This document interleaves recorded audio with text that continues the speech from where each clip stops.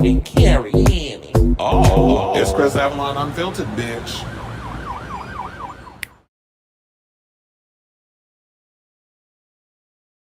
Hey, everybody. What's going on? It's your boy, Chris Avalon, and welcome to a brand new episode of Chris Avalon Unfiltered. Basically, the first Chris Avalon Unfiltered of 2024. You know, sometimes you got to go over in your head what the year is, because I know some of us are still stuck in 2023, but we in 2024. But yes, how y'all doing? Welcome to the show. Basically, Chris Avalon Unfiltered is a show where we talk about all the latest trending hot topics, all the things that's going on in the internet, social media, the blogs. You heard it. We're going to talk about it on today's show. So like I said, this is the first official episode of 2024. I'm excited because right out the gate, soon as, you know, the damn ball done drop, all his tea was coming out. So we're gonna talk about Paula Abdul and her sexual assault allegations against Nigel Lythgoe. And what does that mean for So You Think You Could Dance? Because that show supposed to be coming back in March, revamped. I'm gonna give y'all my opinions on what I think of the revampation.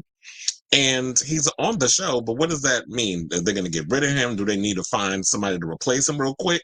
And all other stuff. Plus, we're going to talk about, speaking of media and stuff going on in the media, we're going to talk about Funky Dineva quitting Tea-GIF, because that is the big story that's going on around all the major Black blogs. I don't know about TMZ and all of them, but I know like the Neighborhood Talk, everybody's been talking about it. The people on social media have been talking about it. And as someone who is a fan of Dineva and Tea-GIF, I have my opinions on that. So we're going to talk about that.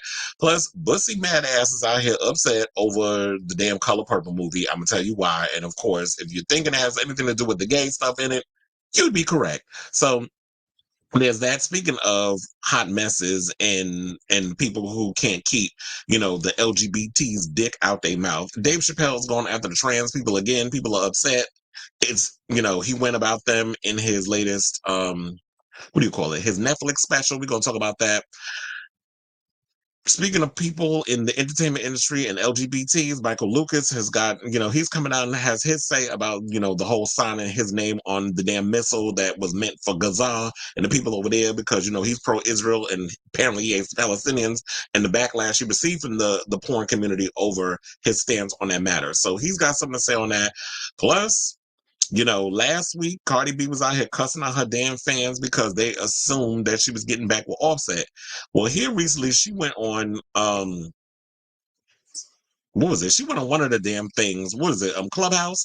And she basically said that she done got some dick from him. And so, why are you mad at your fans for doing what they said you was going to do, and now you cussing them out? So we're going to talk about that. And Tamar Braxton is dropping receipts finally after we asked for them damn things weeks ago in regards to the whole Chrisean punching James Wright in the face and him having to go to the dentist and all that. So you should have took her ass with him. And then that whole situation, plus this whole video that went viral with, damn, I dropped Deadpool again. And plus the whole drama going on with him and with Chrisean and that, and coming in the breaking of the prayer circle. All of this stuff is coming out. Tamar Braxton's dropping receipts. I got the clips and all the other stuff, so we're gonna watch it as a class and a whole lot more. But hold on, because damn Deadpool dropped in the middle of the show, and then I'm a whole mess. I don't know what's going on. I spilled water on my damn shirt. I had to fix the camera a certain way so y'all don't see it, but I spilled water on me and stuff seconds before we was about to go live, because I was like, when you talking, you got to make sure you're moisturized inside as well as out. You don't want to be ashy on camera and other good stuff. So yeah, so those are the topics that we got that we're going to be talking about. But before we get to those topics, do yourselves a solid and hit that notification button. Also hit that like and subscribe button if you are new to the show on YouTube or wherever else you're watching it live, because it does have the links and everything in there. And follow all my social medias that is down in the description as well. So without further ado, hold on, let me hit my banner before we go live. Let's get into these topics. Now, last week, there was one I do want to bring up about when I talked about on the previous show about the Faculty remake. So we talked a little bit about the Faculty being remade and stuff last week. And there was some discrepancies about it. Some people was like, why are they touching this movie? It was good for what it was 25 years ago. Why y'all waiting so long to make a sequel? My thing is this: if y'all got a really cool idea and stuff regarding a movie, I'm all for a remake or whatever you want to call, or reimagination. If the movie turns out to suck, we have the old movie that we can always go back to. It's the same thing with The Color Purple. I know a lot of people didn't like the fact, we're going to talk about that, of course, as I mentioned in the show.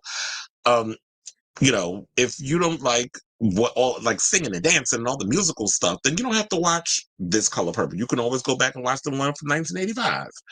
The same thing with this. I don't know if they're talking about it's going to be a sequel or requel. I don't know what it is, because we've been having a lot of requels and stuff coming around. Particularly, Halloween was a requel, direct sequel to the 1978 film.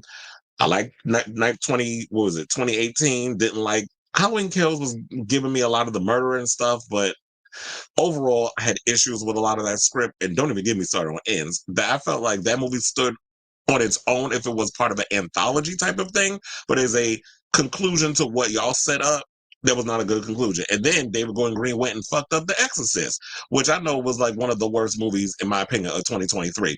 But he got 2 more coming. So I don't know what the future holds with that. But I heard the movie made enough money. So regardless of whether or not we liked it, a sequel is coming. So we've had our requels, plus on top of that, Scream and all other stuff.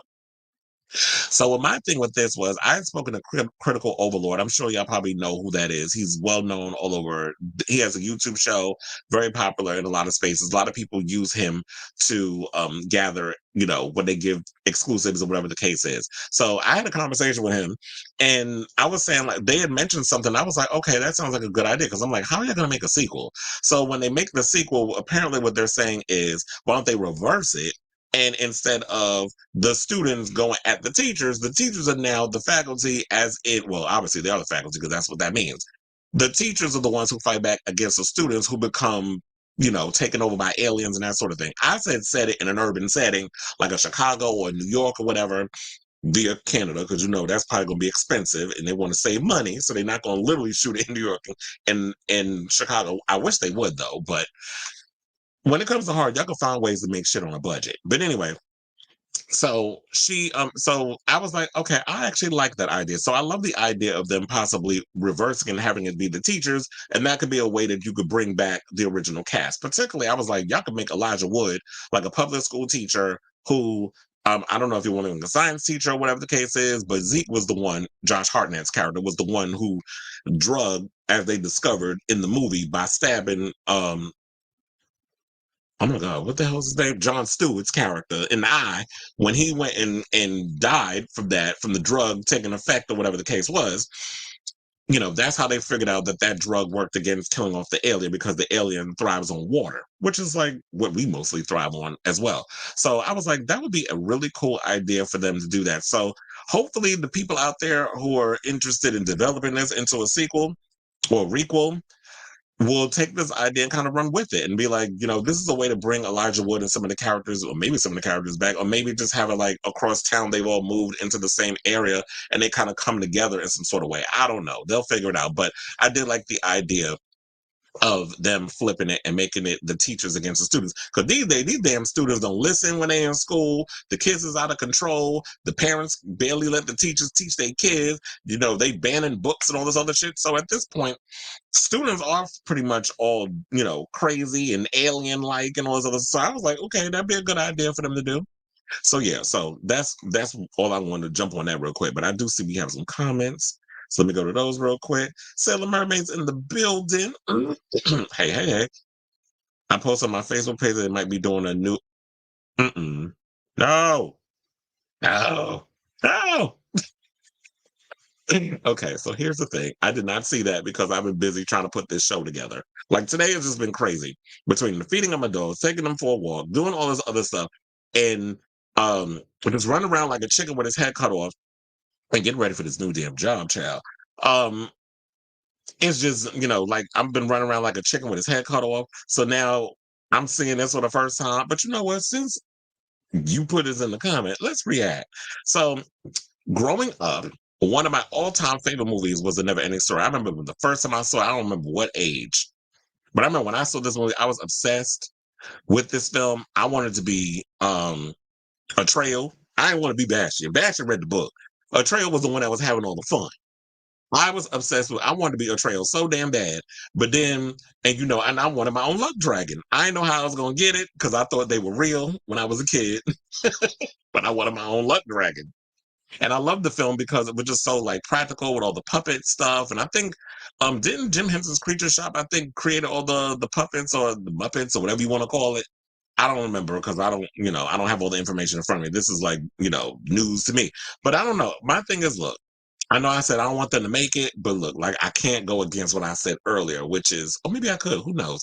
But if you don't like something, if something turns out that you love turns out to be bad, you can always go back to the original. So I always have that to fall back on. And I remember there's been so many times they've been trying to develop the Goonies into like a requel, like bring, the kids from that time is all grown up. I don't know if you can't bring back Chung at this point. He's an entertainment lawyer. So he's not even interested in acting anymore. He works in the business, but he's an attorney. So he ain't coming back to act. I mean, there are people from the movie that still act, I believe. I mean, Martha Plimpton, she's in everything. She's a character actor at this point. We have Josh Brolin. He's still acting. He was Thanos, and he's still doing movies. Then we have oh my god, what was the kid? The main kid. He's still acting. He was in Stranger Things. He's been in a bunch of stuff. So, there's some of them still act. I mean, I don't know about. Yeah, there's a few of them that I think don't act as much or not given opportunities. But if they could find a way to bring people back and make it interesting, I'd be able to. I mean, I'd be interested in checking it out. But my thing would be, would this generation be interested in a Goonies or even a Never Ending Story, remake or whatever the case is? Because this came out in the 80s. And I don't know, the times of the 80s with fantasy and imagination and all other stuff, but we didn't have, all the things we got now, which is social media, internet, all the other stuff. I don't know if people would be interested in trying to see that these days, but if they can find a way to make it work, I'm here for it. Like I said, Felix says, yeah, I saw it too. They wanted to do a Gremlins movie on not a Gremlins movie on a plane. We already had snakes on a plane with Samuel L. Jackson. And that was, based off a little jokey joke thing that they did. And yeah, the movie, they enjoyed it. It was stupid, but it was stupid fun. It's kind of like watching Sharknado. It was dumb fun. I enjoyed it for what it was. So yeah. So yeah, what do y'all think in the comments? Let me know. Okay, so let's get to this shit right here. So over the weekend, during the whole holidays, I was like, "Oh, should I do a show?" I was like, "Let me just let everything go by the wayside. I'm not gonna jump on the line and just be like, every time a little thing comes up, then I'm gonna go and make a video or whatever the case is. I could just do a little 10-minute TikTok and call it a day." But I actually enjoy doing like a full on show with, depending on the topics, and just breaking it up multiple episodes a week. So when I woken up and I saw some article, I don't remember how I got it. I don't know if somebody sent it to me or I just happened to go online and I saw something about it. But I was shocked. I was like, Paula Abdul is filing a sexual assault lawsuit against someone from one of the producers or executive producers of So You Think You Can Dance, and said that he did a bunch of stuff to her. I mean, we have the tea here. I gagged when I saw this. I'm like, well, damn. Paula Abdul, and I grew up listening to Paula Abdul's music. Yeah, she wasn't like this big musician on the level of like a Janet or Madonna or whatever. She had her time in the 80s. She had her couple of hits or whatever, and she still performs them every now and again at certain events. I know she's done a couple of Pride events where she's performed. I think she did one last year or the year before that. I don't remember. But I know Paula Abdul does she does the festival circuits, and I'm sure she does like the old 80s, music festivals and all that stuff. But most people like me really know her from American Idol when she was the judge on there. She was like the sweet, nice judge. I don't know what Randy's position was. He would just went along to get along and would just jump in every now and again. But we all know that Simon was the mean one. So so this is what was said in her lawsuit. It says that the lawsuit was filed under the SA. Well, I'm just gonna say it. I'm tired of initialing stuff because people worry about algorithms or sensitivity or whatever the case is. Sometimes we need to just say what things are so that way people know how serious and how insane it is. So it says that the lawsuit was filed under the Sexual Abuse and Cover-Up Accountability Act, which allows civil sexual assault suits to be made even if the statute of limitations have expired. Abdul is suing defendants for sexual assault and battery, sexual harassment, gender violence, and negligence. The suit claims that Nigel Lythgoe, 19 Entertainment Incorporated, Fremantle Media North America Inc., American Idol Productions, and Dance Nation Productions Inc. as defendants. So it says that they were detailed in the suit as a subsidiary of Fremantle, and Fremantle is the production company that produced the show. 19 Entertainment also produced the show, and also I believe that that's the label that a lot of the American Idol performers were signed to when they were putting their music and stuff out there, which we all know, like a lot of them was unhappy with being on that damn label anyway because they were being controlled by this thing. They wanted to be famous, but the industry and everything had ulterior motives, as they always do. So Abdul, who's 61, accused Lythgoe of 74 of multiple counts of sexual assault in a lawsuit filed in the LA County Superior Court, claiming that he sexually assaulted her on 2 occasions when they both worked on American Idol and So You Think You Can Dance. Now, in a statement to TMZ, I should say that Lythgoe has responded to Abdul's claims, saying, "To say that I am shocked and saddened by the allegations made against me by Paula is a wild understatement. For more than 2 decades, Paula and I have interacted as dear and entirely platonic friends and colleagues."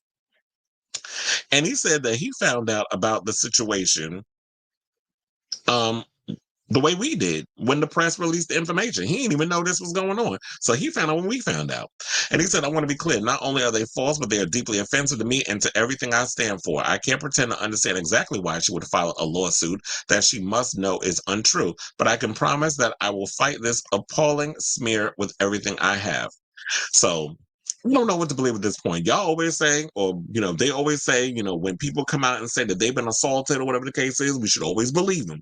Now, if there's ways that she can prove all of this and she's willing to take all of this further than way she needs to, then I'm here for what she got to say. But I don't know. Sometimes I just be on the fence where it's like, okay, so I believe you, but like, I don't want to get like one of those people, because I do be getting on people when they say, "Well, why now? Why'd you wait so long to say something?" And I can understand why she kept quiet, because at the time, like I said before, Paula was popular in her own right musically for a certain amount of time. She wasn't like someone who's had music longevity. I think she may have had like a good, like her run was under a decade. She didn't really have that long of a run in regards of like so many hits on the radio.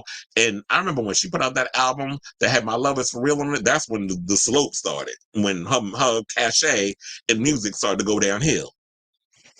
Even though I like some of the production and stuff on that record, but look, straight up, Cold Hearted Snake, that was like the era of like Paula Abdul was giving it the way it needed to be given. And she was like at one point Janet Jackson's choreographer and all that other stuff. So the revival of her career, damn, I can't even talk. Like her career basically got a new lease on life, a new revival, I guess is the word we'll go with. Her career was revived once she did American Idol. Once she did that and the ratings was through the roof and everybody loved it, because we ain't seen nothing like American Idol on TV before, where it's like people are trying to go, like it was Star Search, but it was just like the judges were shady, except her, because she was from the standpoint of, I'm a performer, so I understand what it is that you have to go through when you're standing in front of people. You got to sing your little songs, you got to, perform and do other stuff. So she came across as the mother hen. So I understand like why she didn't want to mess up that whole gravy train, because it's like now I've got this new lease on life. The checks is looking good, better than anything I've ever. A lot of y'all like to drag up or drudge up a lot of the stuff that y'all deem problematic. And I would have to say that people need to think in those times that the times was different. We didn't really see, we all had these little rose-colored glasses on, and we didn't really understand that, like, when you say things that come across as racist or stereotypes or homophobic and all that other stuff. And there have been times where Nigel has pissed me off when I watched him on So You Think You Can Dance, and a lot of the things he's come across has come across, in my opinion, as, okay, that feels a little homophobic, what you're saying, which I don't understand why you would come in with that energy when most of the men that perform as dancers are gay anyway. So that's kind of like a profession that people look at that is on the homosexual spectrum. So I don't understand why he would come across in that way. But I guess because it's TV and it's middle America and it's all these other things, a lot of times the stuff that's in that Hollywood bubble goes out the window when you're trying to pander to a certain audience.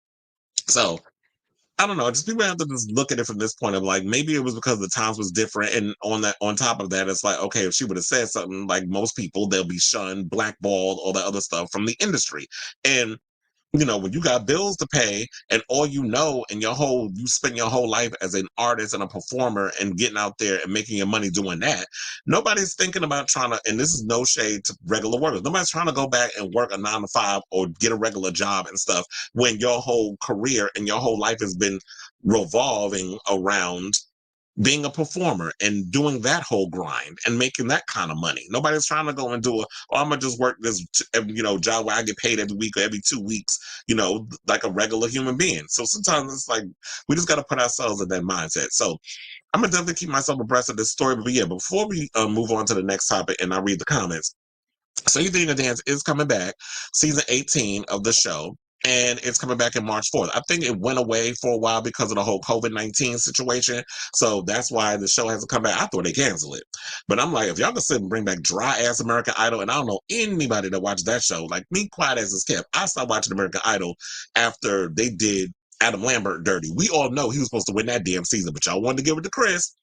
And that's who y'all gave it to because y'all didn't want to sit up here and have to really market and openly pandering to Cupcake, Idaho, and, those type of places. They didn't want to try to deal with that. So let's go for the safe route. And where's Chris Allen today? I'll wait. That's no shade to him, but I'm just saying it's like mediocrity, it has been settled. That's a whole nother conversation. But due to the whole COVID thing, I was like, okay, so what's going on with the show? So they got new judges because I remember last year they had the last time when they were on, they had Twitch, but Twitch passed away. So because he unalived himself, but they got his wife, his widow, Allison Holker Boss. She is now a new judge, and remember Maxim Chmerkovskiy from Dance with the Stars? He's now a judge on the show, along with Nigel, and Kat Deely is back. And also, who else? Oh, Comfort, who was like one of my favorite contestants on So You Think You Can Dance. They always brought her back to do dances, but I didn't even know that Comfort, that's the girl. I didn't know that she was like a co-choreographer in the new Wicked movie. So, a lot of the kids, they're really doing the damn thing after, life after the show. It's like now you get to a point where you're a choreographer and you're putting your influence into the movie industry and stuff. So that's going to be cool. It'll be interesting to see how people respond to that Wicked movie, by the way. I know Ariana Grande will get her Arianators to go see it and all the other stuff, but like we've been saying before about people feeling weird about musicals and stuff, I don't know how people are going to receive this film, but I guess we got to wait until the trailer and stuff comes out because I think it's being split into 2 parts. So when the trailer and stuff comes out for that, I'm sure like people will see what the response is. But speaking of response, what I'm interested in is, are people going to be interested in watching So You Think You Can Dance now, or what are they going to do? Well, I actually like the show because I like dancing and stuff. But from what I heard is that they're changing it up and they're going with a more documentary style format, which they said that it will bring the contestants' personal lives into the series. Previously, audiences only knew the contestants for their dance performances. Now they will get a full picture of the behind-the-scenes dynamics as the camera delves into the cast's daily struggles, new relationships, personality clashes, and more.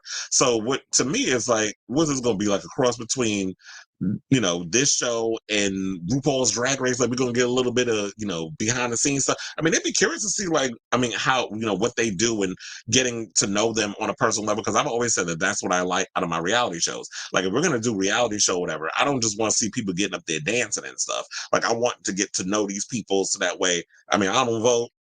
Not for them. I'll vote for the president and all other stuff, but I ain't voting for no people favorite. Like, that's for the, the Gen Zers. Y'all do that. The days of me getting online voting for a favorite, I'm done with those. Or maybe I'll vote for the girls, on RuPaul's Drag Race when it gets to the final 4 or final 3, whatever, how many they do this season.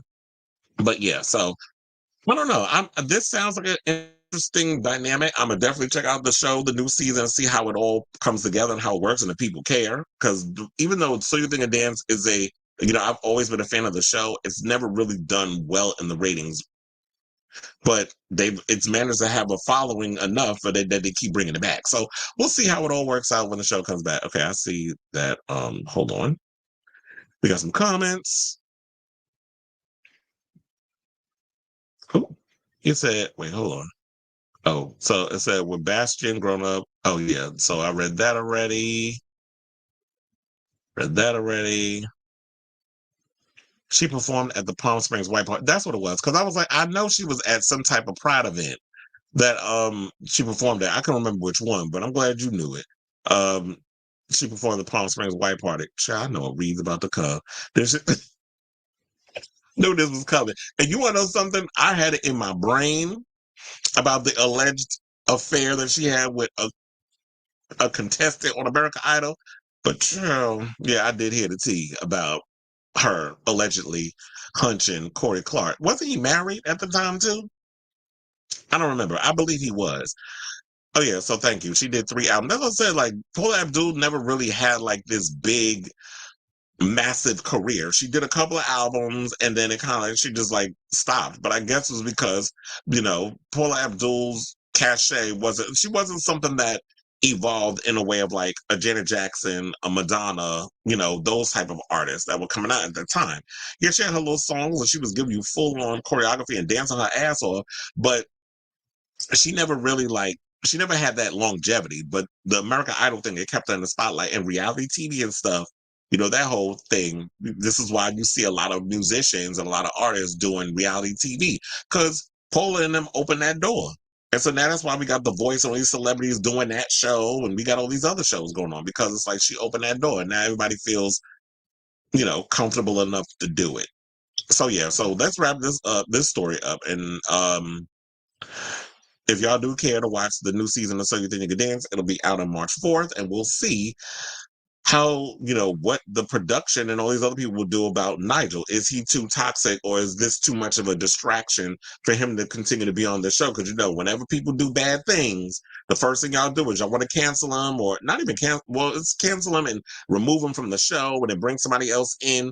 I don't know. So we'll see how Fox and all the production people over there handle this when the show finally airs, because I'm sure they already started filming a lot of the audition process and all that stuff. So good luck to y'all on this topic.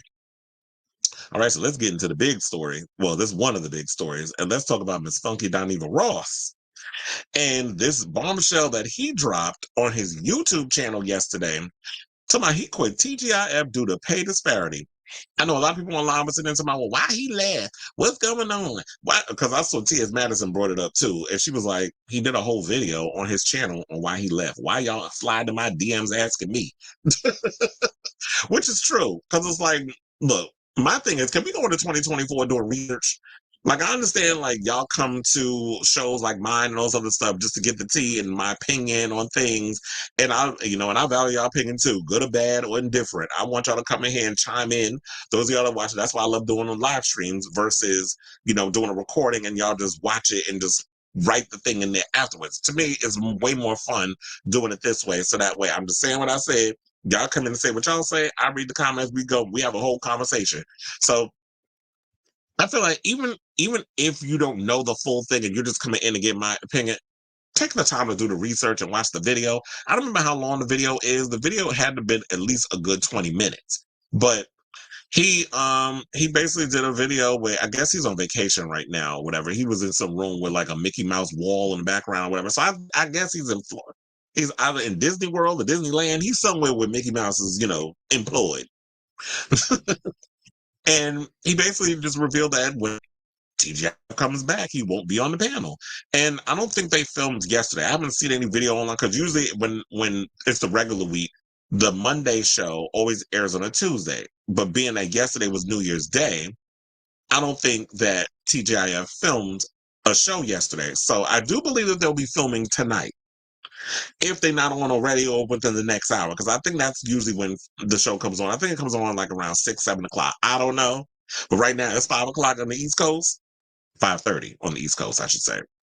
So I don't necessarily know who they're going to pick to be his replacement or who's going to be there to fill in. But yes, so he basically said that after 4 years, he's not coming back, that he only opted to come back and do half a season, forgot that his contract was up for renewal in December, and just opted not to renew the contract. And he said that it was because he wasn't making enough money. Now, I don't know exactly how much he was getting paid, because he didn't necessarily say, but I'm hoping that what he said yesterday, in the video, was And like an example that he was giving us and not really telling us his salary. So he said when they first started out doing the show, because if I'm not mistaken, I'm trying to remember as far back, because now they do 5 days a week. But when they first started doing the show, it was like, I think once a week, and then they started doing twice a week. And then after that, it went up to 5 days a week. But he said when they started doing, I think around once or twice a week, they were making $20 an episode. Then when they went up to 5 days, instead of paying more, which I would think, let's play in the, the devil's advocate thing or whatever it was, the analogy that he was using. If I'm doing 5 days a week, you should be paying me at least $25 an episode. Why you pay 15? And that's what he said. That it was like, when we're doing more episodes, but you're paying me less money. So that don't make sense. Like, if you're gonna have me working more episodes and doing more work, I should be getting paid more money. And he looked at it as that, you know what? I have a big following. I make way more money doing my own content on my own YouTube channel, which he has built for over 13, 14 years. So why would I stop? Why am I stopping that, putting that on the wayside to help y'all develop this channel? And he's been helping develop that channel for 4 years. Out of the many shows that was on that damn channel, TGIF, I believe, was like the most popular. I know people love Cocktails with Queens, which was another show that Claudia Jordan was doing. And she had, Selena Johnson, she had Vivica Fox. They had all these big names on there. But then all of a sudden, when they lost the guy that I guess ran the network, they brought in, started losing a lot of shows. And to be honest, I don't watch any other shows on there. The only show that I was watching was TGIF, and I think a lot of the people that were fans of the show were members of the Funky Bunch. I mean, there were people that would get up in there that would throw shade at him over what he said over Chloe Bailey. And rightfully so. People have a right to their opinion. He did, in my opinion, went a little too far with what he said about that. But I believe, like, for the most part, the only reason why people were watching the show was because Funky Dineva was on the show and played a huge role. He did say that the only person he spoke to a couple of the producers, and he only spoke to Al You Doing. He did not speak to Claudia. Maybe she's upset with him because, some people be getting their feelings about shit. And look, as you know what, even though she is famous in her own right, she's the housewife, she does her little Tubi movies or whatever it is that she makes a little coin from. But everybody, for the most part, I won't say everybody. For the most part, most people tune into TGIF because we wanted to hear Funky's unfiltered opinion on the celebrity news and hot topics. So now we'll just go back to watching what he got to say on his own channel, depending on what the topics and stuff are. I did like the whole panel aspect. Me personally, what I would have done, because, with me in this space, I'm basically, now that I'm producing and doing everything on my own, I'm all open to wanting to branch out and go on other people's platforms and do shows and stuff on there. I've done that. I've been on Lindsay Aguilera's show, friend to the show. We used to do Drinks and Drag together. I still want to bring that show back, but one thing at a time. I'm building my brand, and we'll probably look at that down the road. But, now, whenever she does Beat Face, I go on her show and I do my thing over there with the hot topics and celebrity news and gossip. Same thing with Raquel Red, who's a drag queen and does her own show. I don't know, she might be coming back this week with the new season. I don't know, but I did pop in on her season finale, which y'all can check out on YouTube also. So I did Raquel Red's show, and because she was like, "Oh, I love what you do. You remind me so much of," and everybody says this, I remind them so much of Wendy Dan Williams, the way I spelled. But look, she is one of the people that I look to that has been like an inspiration for me getting into more of the vlogger space. Before that, I was always on the internet doing like writing and being behind the camera and all the other stuff. Now I do more of the on camera stuff because it's more fun, and my personality is just as messy as the way I write. So I was like, why not just do it on the camera? And plus, I like being on cameras. It's a lot of fun. So and plus, you get so much of what you want to say out versus having to sit there and write, proofread, go in, add things, take things out, rejudge. I mean, like, that gets annoying after a while. Once I say what I say, that's out there in the universe, and then future episodes down the road, I can always come in and say something different. So that's one of the things I've always loved doing is like jumping into the whole spaces and people want me to come on their podcast. I'm down. I'm all for going on other people's podcasts. I'm always open to doing stuff like that. I know there are people that want me to come and do their show and stuff. I've spoken, like Daniel or DCO wanted me to come to Red Eye and do this show live from there. But I'm like, well, damn, do I need a co-host? Because it seems like everybody else have a co-host when they be up in there talking, they talk.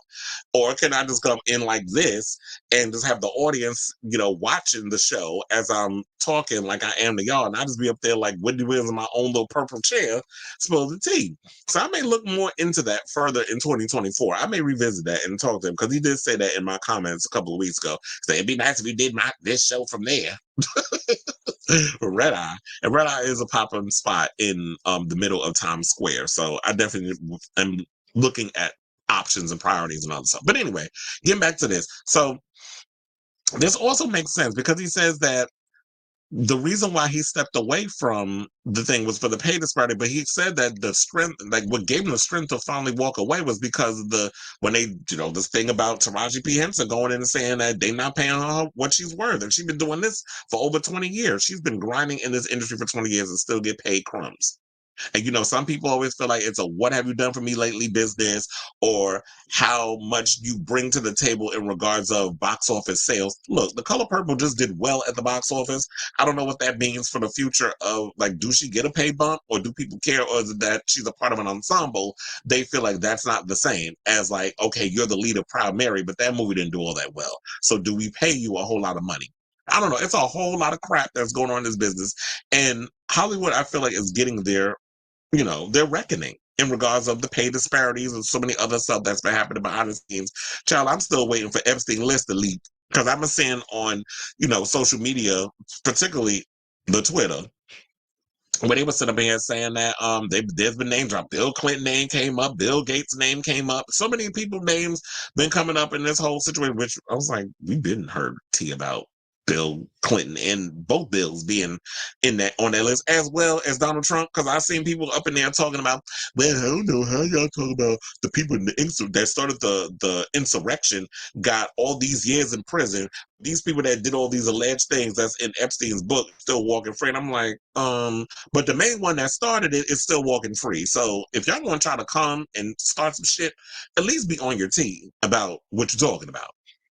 So to wrap this story up, because I'm going all over the place, if y'all want to definitely check out the video on his YouTube channel, check it out. Or you could go on my website, thekrisavalon.com, where I wrote the article, because I didn't see nobody. Well, as soon as I heard the tea, I immediately got on the computer, watched the video, and was writing the article as I was watching the video, and posted it all over social media. And people had their theories. They said he probably got fired.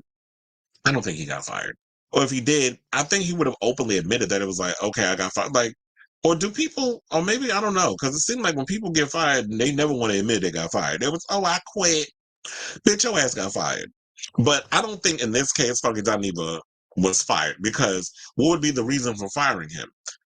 If y'all were going to fire him, you should have fired him. Like, if it was around the time when he said what he said about Chloe Bailey and everybody dragged him on social media for it, then I can understand y'all doing that. But this also makes sense with not only the thing about that and the Kiki Palmer coming out saying what she said about pay disparity, jumping on the bandwagon, and Gabrielle Union, all of them coming out and saying stuff. This makes perfect sense because it's like, well, Al does the show. He says he still teaches. He's a professor at a college. He's teaching. Claudia is doing side gigs as an actress and all this other stuff. So she's been picking up gigs here, there, and everywhere. And what's weird to me is, like, how does Fox Soul not have the money to give people what they need to give when y'all just had them up in Texas doing a live stream or whatever in a studio at Fox, I think it was Fox Soul in Texas, where we got to see them at a table doing a show like a regular panel show. And so y'all don't have the money to be giving. So y'all putting all this pomp and circumstance on, but y'all don't have the money to pay your talent. Like, it don't make no sense to me. And it's like, if this is one of y'all biggest shows, y'all trying to make things happen or whatever, y'all need to be doing what y'all need to do to pay y'all talent. Because this is crazy. And so good luck to Funky. Good luck to the rest of the people on the show. I don't know. Like I said, I don't know who's gonna pick to replace Funky.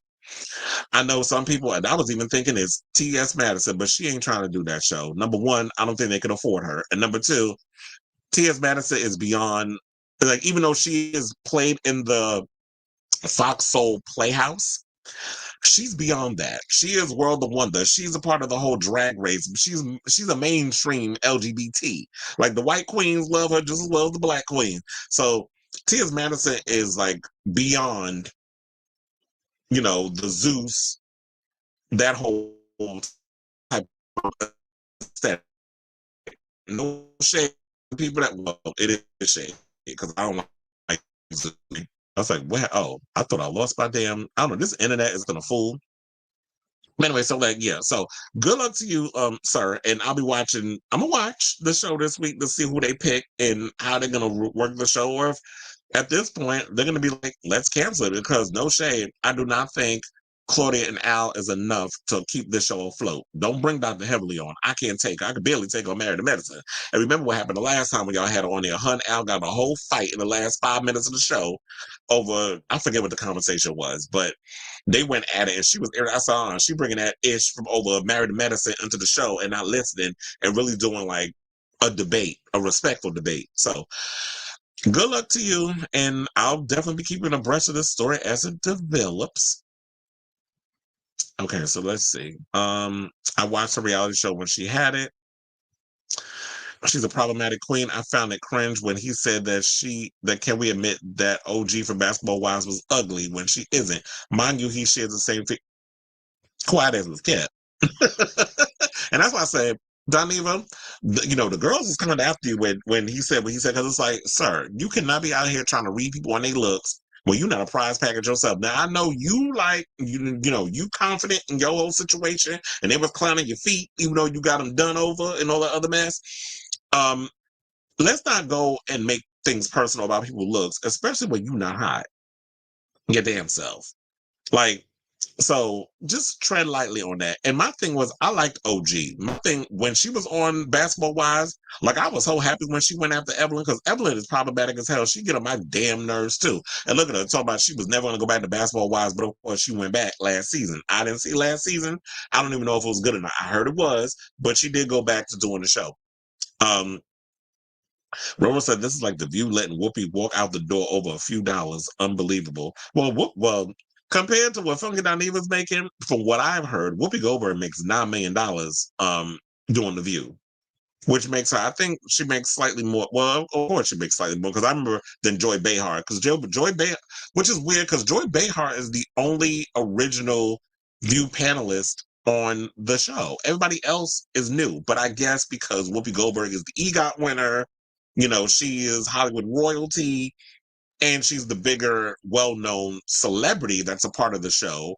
She gets paid more of the money. But my thing would have been like, hello, like, I've been with the show since the beginning. When Joy did get fired briefly, only for them to bring her back, but still, I would have been like, well, where's my money? Like, why am I not, how y'all just going to pay her more than me? But I guess at the end of the day, look, Joy is wealthy in her own right. She got her good Judy, coin.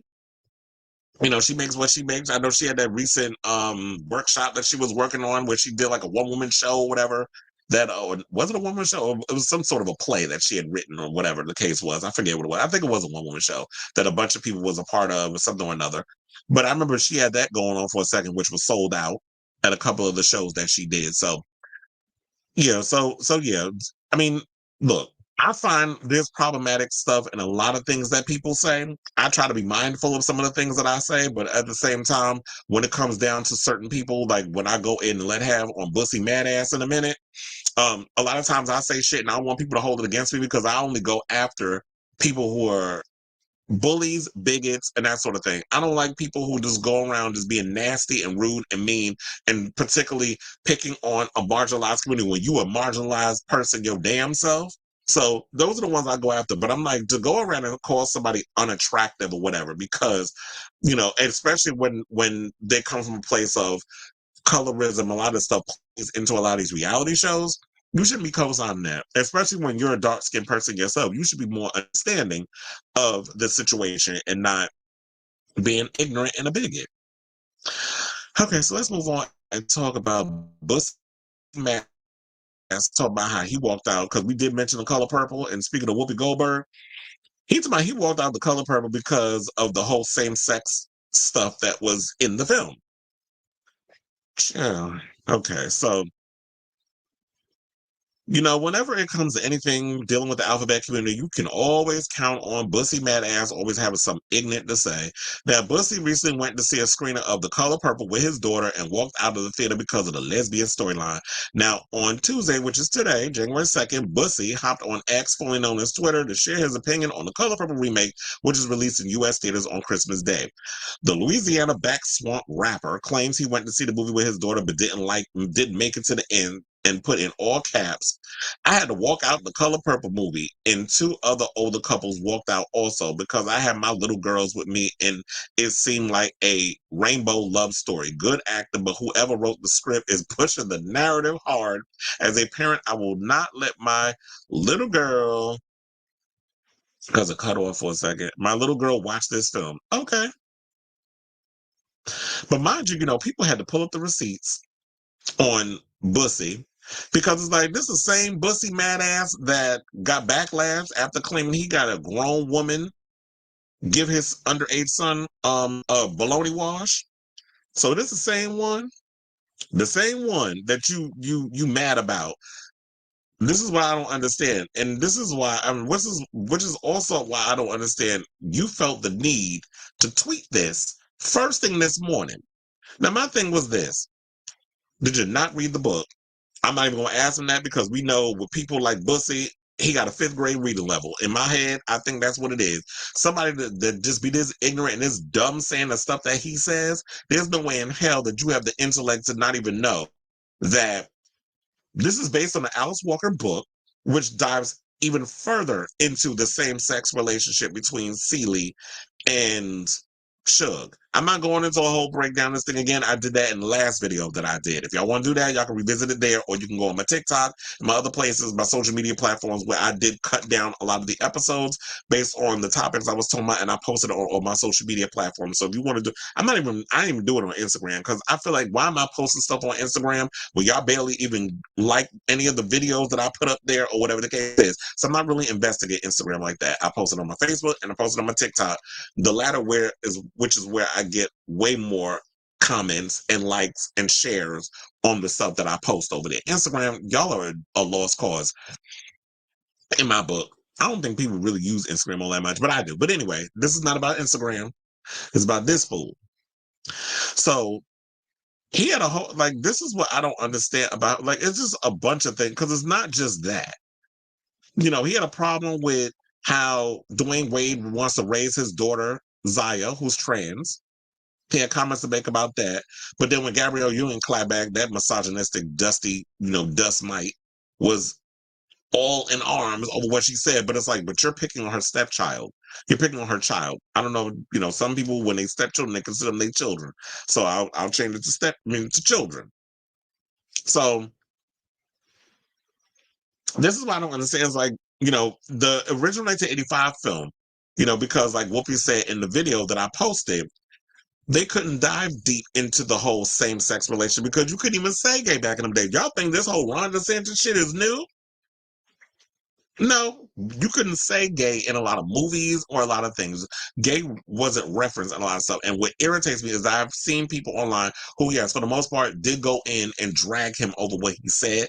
But someone did say, oh, yeah, but on one hand, they do be pushing the gay agenda. But this is not what that is. That this is a different. So I said, no, first of all, how are we pushing the gay agenda when I literally just said less than 30 seconds ago that you could barely say gay in a movie. You couldn't even put gay stuff in movies. Now that we're at a place where we're seeing more queer visibility, yes, you're seeing more gay representation or LGBT representation or trans representation because these people, we exist. Gay men have existed since before speech replaced sign language. Trans people have existed long before speech replaced sign language. Drag is an old thing that's been going on since like the colonial days and that sort of thing. So this is nothing new. It just seems like we're keep going into this ongoing cycle of stuff, and people just want to find reason to be outraged. I feel like Bussy is well aware of the same-sex stuff that was in this thing. He saw this story going around because, like I said, when the last time I talked about this, people were shocked about two things. One, that this movie was a musical. A lot of people didn't know it was a musical. I already told y'all what my theories was on the whole thing of why people didn't know it was a musical, because Hollywood has not been doing well at the box office regarding their films, being musicals. In the Heights didn't do well at the box office. Romeo and Juliet, what's that? West Side Story didn't do well at the box office. So the last time I think a movie really did well at the box office was The Greatest Showman. Since then, movie musicals haven't really been doing that well because they didn't say, like, people didn't know that the new Legally Blonde movie that's coming out, or not Legally Blonde, what is it? Mean Girls, that's what it was. The new Mean Girls movie is a musical. People didn't know that. People didn't know Wonka that just came out is a musical. People had no idea about this thing, that it was based on the musical that was on Broadway, I believe, 15 years ago, which is why we got Fantasia. Fantasia was the original Celie in the Broadway musical. So I do believe that he was aware of the whole same-sex situation. I don't believe he read the book because I don't think Bussy can read. But when it comes down to the original movie, I know he saw the 1985 version. And I know that he saw that scene between Margaret Avery and Whoopi Goldberg kissing on the mouth. And then they kiss and they go to kiss again. The camera pans away. So it's alluded to that they was hunching. But you couldn't show that in those days because it was the 80s. You couldn't really go in about too much about homosexuality in that time. So for him to sit up here and try to act brand new, I felt like this was the moment he wanted to go viral online because anytime he mentions anything about the gay community, the rainbow mafia, whatever the hell you want to call us, he knows he goes viral. And look, this week, so far, DJ Brad ain't called his ashy ass up to come over on the show and talk the latest buffoonery because DJ Vlad, the only colonizer, culture vulture, that gives this ninja a damn platform. So he had to go on Twitter and say something. So this is why I'm calling BS on this whole situation. I believe he was well aware of what was going on. And until you deal with the fact that you talked about two female red bones hooking up in the back of a car and liking it in a song he wrote, his daughter being a damn bulldagger, getting the yellow in them crusty ass eyes of his check, inviting strippers to his son's birthday party. And like we talked about the whole thing about letting his underage son get a baloney wash because he didn't want his son to come out gay. Or anything else that you've done that is deemed problematic, and you sexually abused your child by having a grown woman do that to him. Just shut the fuck about anything dealing with the rainbow community because we don't want to hear it. And that's all I got to say on that. But I do see like we have some comments in the comments, some comments in the comments where, let me see. That's where the educational system in this country has failed many as a society. Well, you know what? There were some people that, I will say this, you know what? Beforehand, I would say like, there's no excuse. But now I'm starting to really think that, you know what? This educational system in America is definitely fucked. For the longest of time, we've been in like the 20s in regards of like education. We've been low on the totem pole in regards of like real education. I'm so glad that I grew up at a time where I got a really good education, where I didn't have to deal with books being banned. My parents had us go to the Brooklyn Public Library, the same library in Brooklyn that Jay-Z has his exhibit at. I grew up, in Brooklyn. My father would drive us every time to go to that library in Grand Army Plaza, and we had to pick out a couple of books. We picked out whatever books that had to be educational, but we also got to pick out whatever book that we deemed one book that we deemed interesting that we could read. So it had to be, my parents and I think my grandparents too, they were very much on us getting well educated and well versed on a lot of stuff. And for someone who I'm sure he's been outside of Louisiana. You got to learn to be able to I'm sure you understand that culture is different than what it is, but you push an agenda because it gets you views, it gets you acknowledged, it gets you attention. And he's doing this for attention. And me, I'm starting to think, I've been thinking about this for a while. I think something happened to him in jail, and Bussy got some deep rooted, feelings about, the same sex community. Because why, if you don't care about what's going on in the gay community, real people who are comfortable in their own skin don't give a good goddamn about what them people over there are doing. I know if I'm not concerned about certain people, I scroll on by and I'm out my damn business. I don't care. As long as you not hurt me, I don't care. But he's always worrying about this stuff. That's why I said I called Cap on it too, because he said that he had a problem with the female on female, but I guess if they was light skinned or red bone, as he mentioned in the song, he wouldn't have a problem with it. But because you see two dark skinned women like Fantasia and Taraji, I guess because they don't look like the type of women he want to sleep with, he's not okay with the same sex stuff in this movie. But guess what, sir? Your child's gonna go out there in the world and see that there's people different than them. That's just the way it is.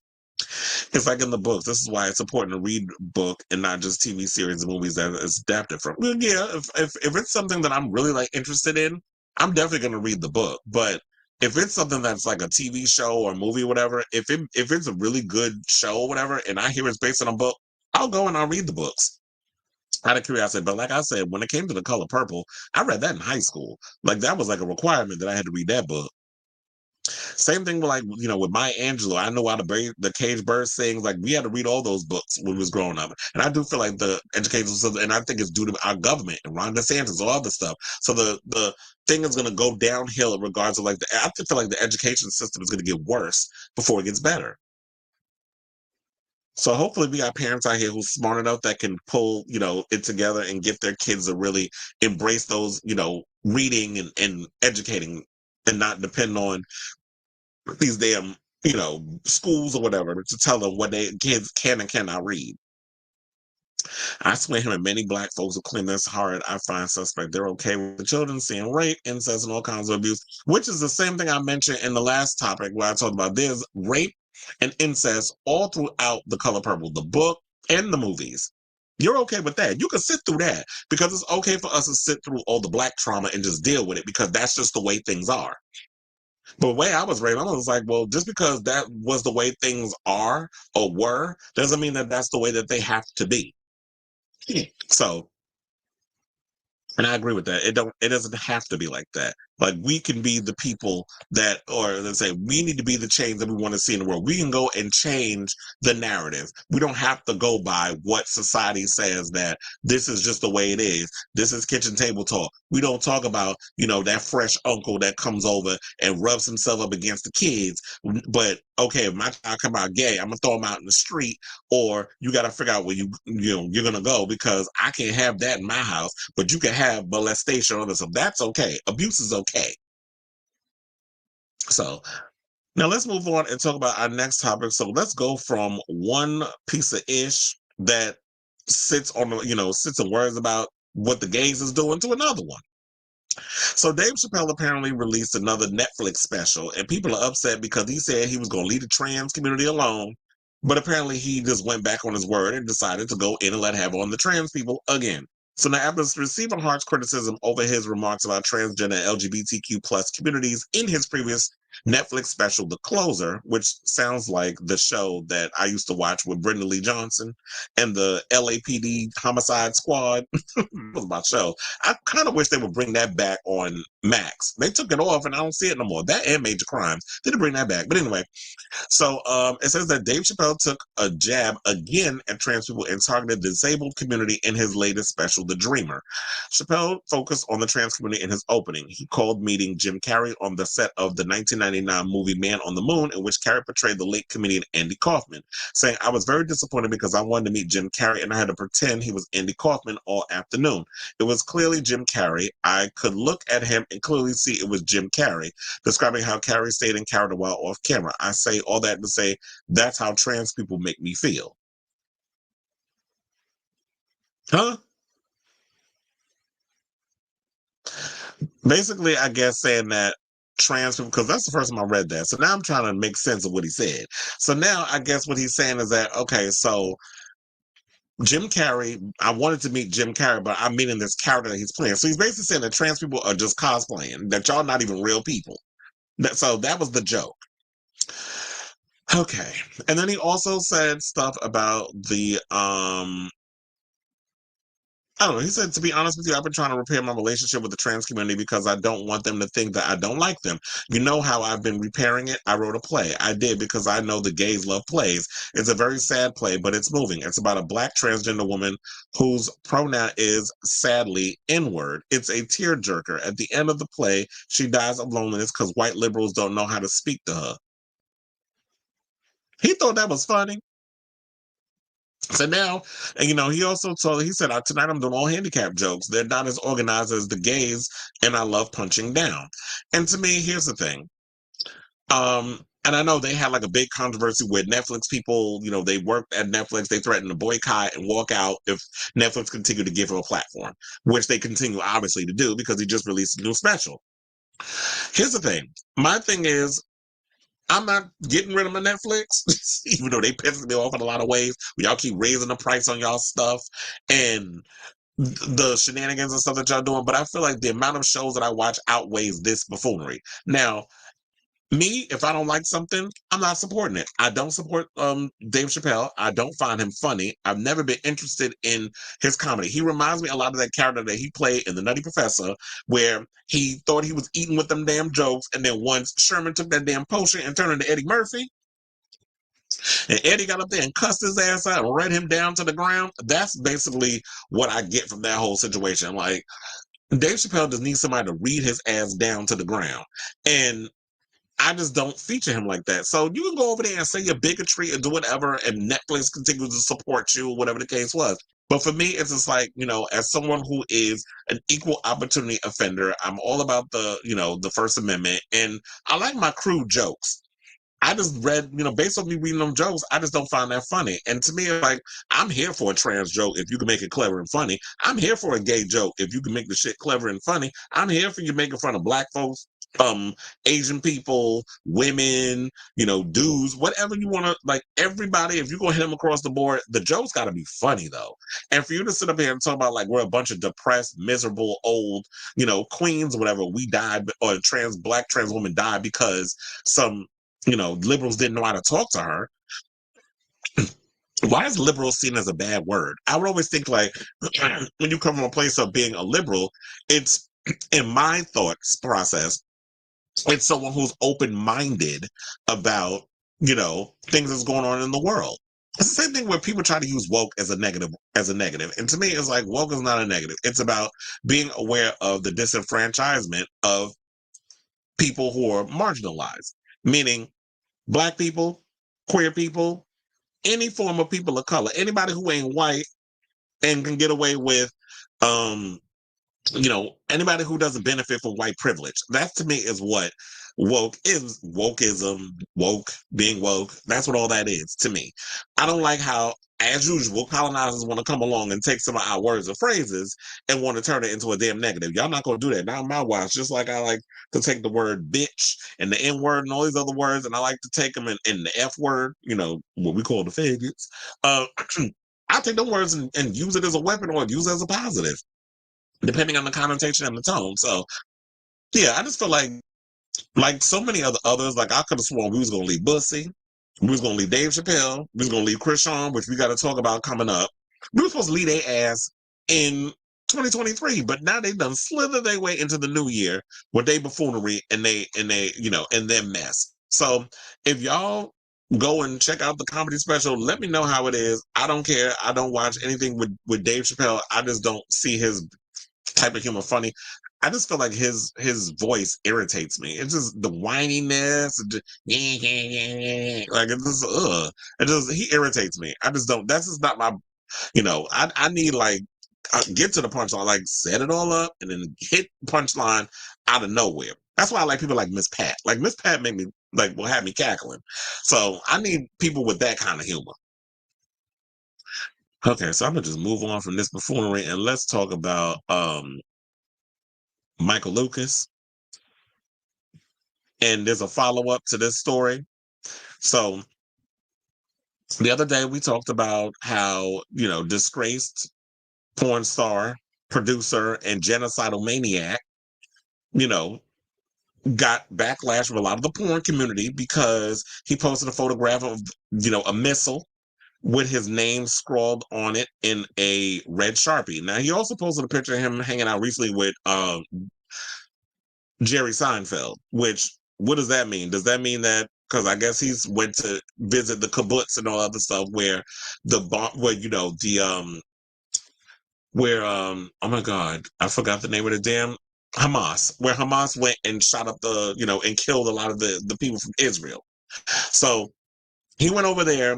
They did a little photo op. He donated money or whatever. And if they donate money to a cause, everybody's your best friend, apparently. So Lucas, who's 51, who owns one of the largest gay porn production companies in the world, I don't know if that's necessarily true, but according to the Daily Mail, that's what they're going to say. We'll go along with it for the sake of this argument and this article. Faced a fierce backlash online after he posted a photograph of the deadly weapon scrawled with his name in a red Sharpie. The adult film actor shared the photo in response to Jake Shields, who at first, I remember when I told y'all I didn't know who Jake Shields was, but in the article, it says he's a retired UFC fighter, which I did not know. But he's also been someone who's been an outspoken critic of the attacks, who tweeted a similar image of projectiles signed with his name on it as well. Meaning like they were aiming the missiles at him, that they wanted to send it to him or whatever, because he was against what's going on with Israel and how they're attacking the Palestinians. But we already know. I'm glad you're a retired UFC fighter, because we know Dana White is probably pro-Israel and stuff as well, especially with him supporting Trump and all that mess. So I wouldn't be surprised if he was somebody who's supportive of this whole situation. Now, while Shields slammed the move by Israel's military as a clear threat to our lives and on Missle, I'm being forced to pay for with my tax dollars, Lucas shared the opposite view, saying, I was actually asked to write my name. And this is what he wrote. And he actually, I don't know how many followers he has now, but as of the article, he has 295,400 followers. And I had to check after I did the story or whatever, because I wasn't sure if I followed him or not. Hell, I was actually still following him, but I didn't follow him immediately after. So hold the tomatoes. I actually sometimes forget when I'm on my platforms who I'm following and stuff, but because I don't really be on them on their pages and stuff like that, except when I'm sharing a lot of my articles to my, to my Twitter and all other stuff. But I did see that. I was like, let me check and see if I'm following him or whatever. And I was. So I immediately unfollowed him after. And then they said that the tweet drew criticism from around the world, including from others in the porn industry, calling for the actors to boycott Lucas Entertainment, the star's New York City-based production company. Now, Iranian-born porn star Sharak Mozavi, who is known as Sharak, highlighted the 20,000 death toll in Gaza, which continues to climb, and slammed Lucas for supporting genocide. Anyone who thinks writing notes on missiles is some kind of sick flex is an accessory to murder and genocide of innocent #Palestinian civilians in my book. This is what LA-based Mosavi Nejad wrote. Several other names in the adult film industry slammed him for his tweet, like Sean Xavier and a bunch of others. And I read in the last article, if y'all remember, I told y'all the list of people who went against him. It was a long list of people that was about how he's problematic. They don't want nothing to do with him. There were people who actually filmed with him real recent, and them videos are still up on his page, because I look, but I had to post in this new article the screenshot of, the missile thing, which is still up on his page. So he has responded to the to the mess, and said this. And this is what he told the Daily Mail. He said that the people that are criticizing him are a small, aggressive group of Jew haters. They are calling for a boycott of my company because of my public support for Israel and its defense forces. In a very Soviet style that I know all too well, they are demanding that others denounce me publicly for my crime of supporting Israel. This boycott is a reflection of how anti-Semitism has blossomed all over the world in recent months. See, this is the thing, this is the go-to talking points that they like to use to justify their actions of what they do. Just because people are against the murder of a lineage of people, it's not just like y'all going in looking for these terrorists, which is what you should be doing. You're dropping bombs on communities daily, killing a multitude of people, going into people's areas and just killing them for the sake of who they are. The fact that there was a recent video that I posted on my social media, and I saw it all over Instagram as well. Joy reposted it as well and said, like, there's famine going on where they're we're sending aid in, we're sending aid in. No, you're not. You're making sure that you starve them out just enough that you send in one truck for millions of people to be able to get stuff. You have the food, you have the water, you have the medicine. You're not getting it to the people. So we can't bomb everybody every day or shoot them up. So let's starve a couple of them out as well. There's all these different things that are going in with this. And for him to not understand this is understandable because Michael Lucas has always been an asshole. Like we've talked about this on the show where people have said that they've had problems with him. I talked about the article, the video that I did years ago about, Jordy Jackson talking about that Michael tried to kill him by, injecting him with drugs, whatever the case was. I think it was like, the drugs that help him like enhance his penis, something or another. I don't remember exactly what the story was, but I did post it in the description on the previous the one article that I did on my YouTube channel. But what I will do is I'll post it down in the description below once I'm done with the live stream. So I'll do that as well. And so, yeah, here's the thing. It's like you can stand in solidarity and have, feelings and be like, you know what? I support Israel. I support Israel too. I don't support what Netanyahu is doing, but I support the not killing of anybody, regardless of whose side it's on.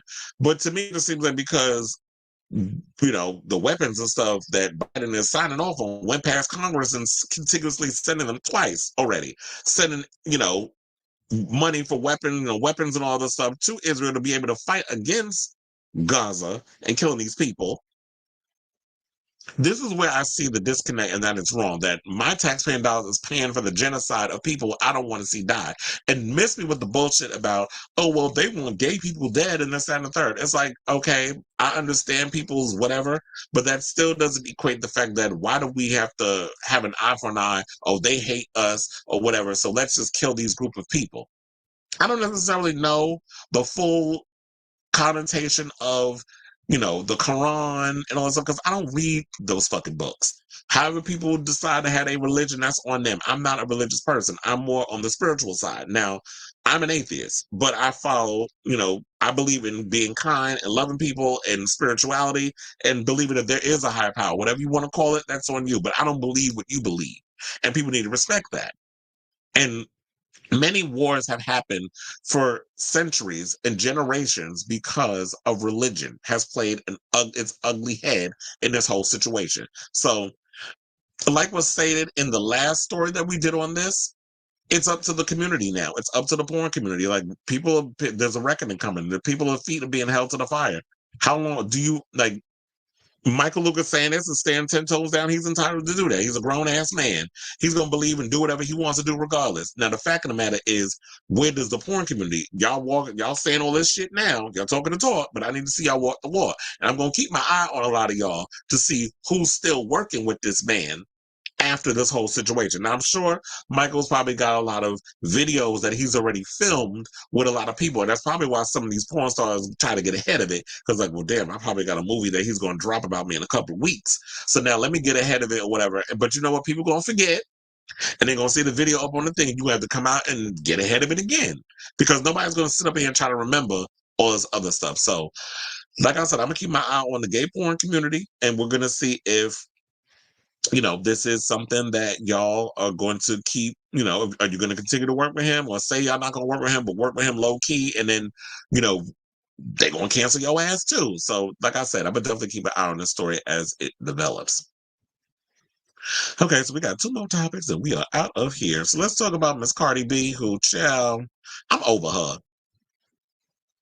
So Cardi B says that she's not back with Offset and cussed out her damn fans and everything online because they saw her and him together during Christmas. She was upset over it. She got angry over the fact that people was calling her out over like, well, damn, why are you taking him back? Why are you dealing with this after all this stuff you said on social media, going on social media, cussing him out, all this other stuff? Now you ain't. They was like, well, we at least thought you was gonna wait till 2024 to take his ass back. But she didn't even wait that long. She waited to Christmas. So she had to get online and say, no, this is just me and him spending time with the kids, those other stuff, which is great. They're estranged in their marriage, but y'all have 2 kids together. So I understand that. Y'all going to forever be connected to each other because as long as you, like, if you don't have kids with the person, you can wipe the slate clean. He go his way, I go mine.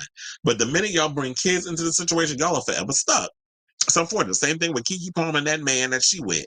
Like, y'all never got married, but now you forever stuck with this dude because y'all have a child together. That's why y'all gotta watch who y'all lay down with. And Offset always been a damn dog. Like, I don't know why people surprised by, Offset with all this other stuff. Because quiet as it's kept, when it came to the Migos, wasn't nobody really checking for Offset until he got with Cardi. So her and him getting together definitely boosted his cachet as people paying attention to him and him getting into a lot of those spaces that I don't think, without being attached to Cardi, he would have ever been able to get in those spaces because of her. Because, the mainstream media loved what Cardi was bringing to the table, her whole aesthetic, her attitude, her energy, her little catchphrases and all that other stuff. So, the Anna Wintours, he wouldn't have been able to get in them rooms with them if it wasn't for being attached to that cootie cat. But then she did admit on Clubhouse that she wound up having sex with him after Rigging in the New Year. Now, they're a strange couple. Shout out to Hip Hop DX. And I do have the clip that I want to show y'all of them at the club together. They said their strange couple was seen partying together at a strip club in Miami to ring in the New Year, sparking speculation that they were getting back together. Now, Cardi and Offset were both booked to perform at the same venue for New Year's Eve, though their sets were held in different parts of the building. After the footage of them together circulated on social media, Cardi took to X's, okay, it wasn't Clubhouse, it was Spaces, on Monday to clarify that they're still split up after she just needed some dick that night. And she said, let me make this a little bit clearer to you guys because y'all are making y'all assumptions. I just wanted to hear it from the horse's mouth. Was I clubbing with my baby father yesterday? Yes. Did I get dick down yesterday? Absolutely, baby. Y'all can use y'all roles on New Year's Eve. I need some dick on New Year's Eve. I feel like we was vibing yesterday. We had a good time.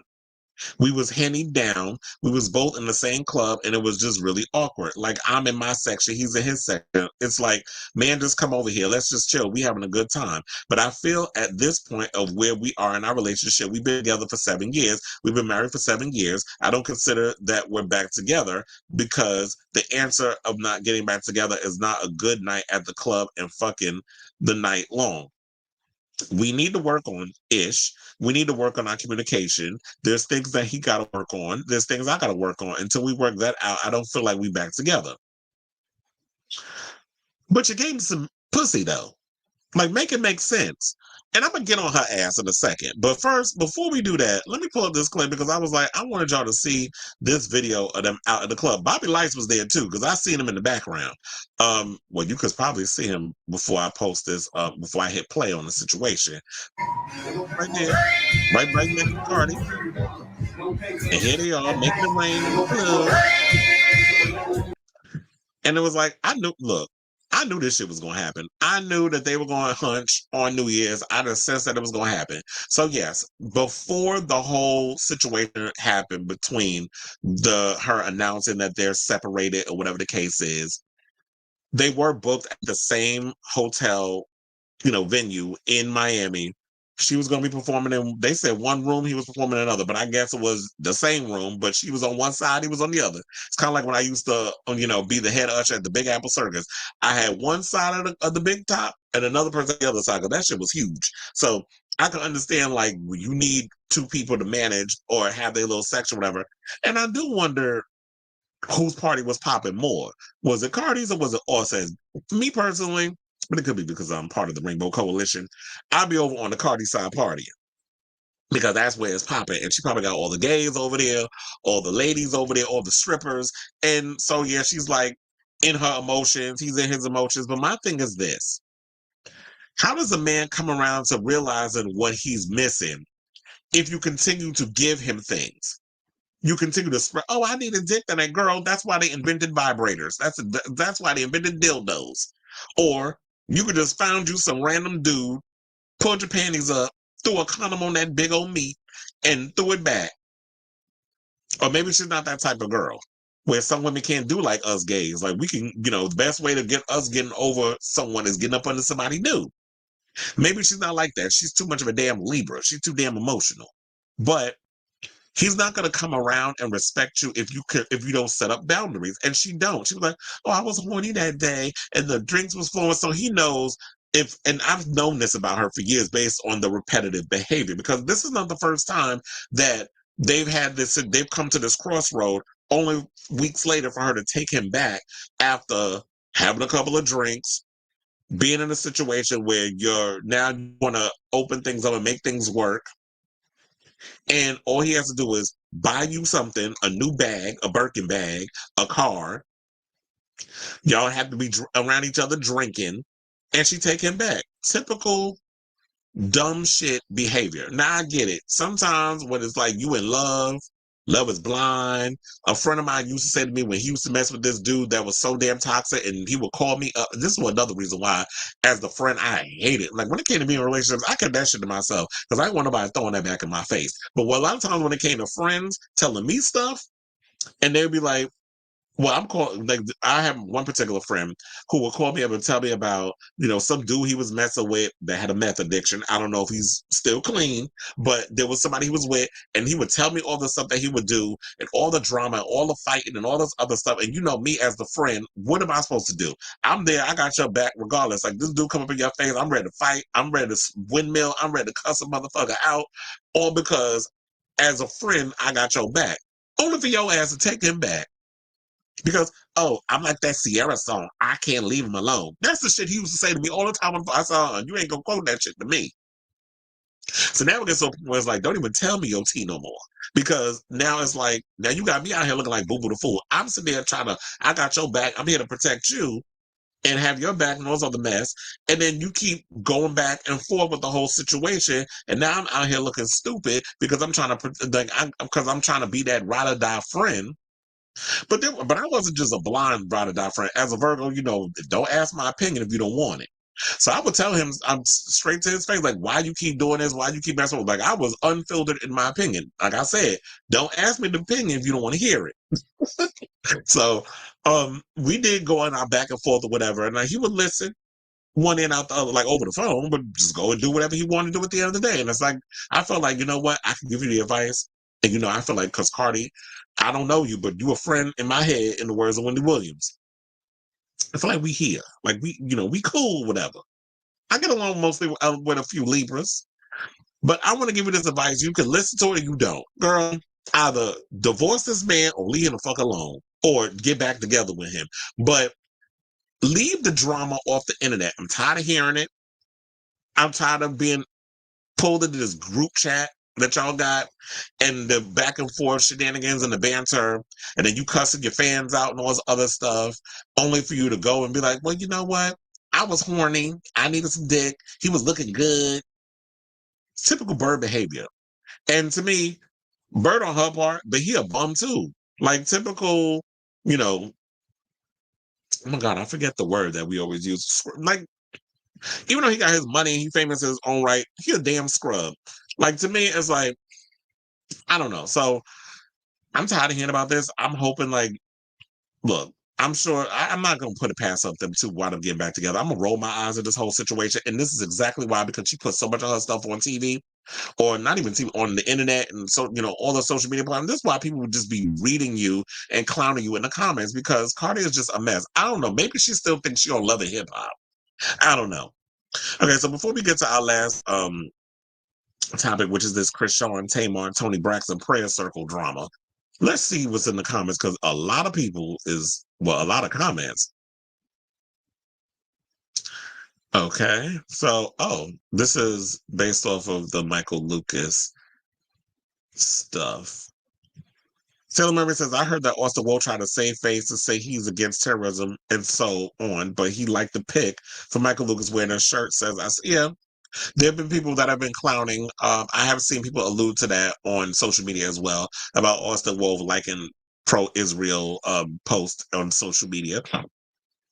So this shit makes me realize why I'm very suspect of the white LGBT. I almost said YT. Because remember, we had that whole debate. The white LGBTQ and their pick-me minority cheerleaders, because when a time of crisis occurs, their true nature is revealed. Absolutely.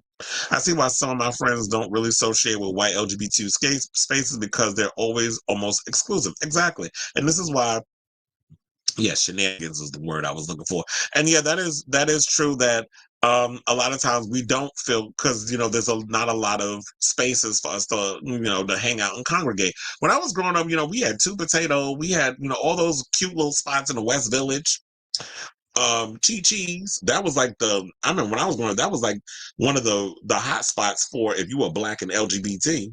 That's where I met Tyra Allure, aka who y'all know now as Dominique Jackson from Pose. That's where I met Dominique from when she used to perform, and she was a drag staple up in Two Potato and Chi Chi's and stuff up in the West Village.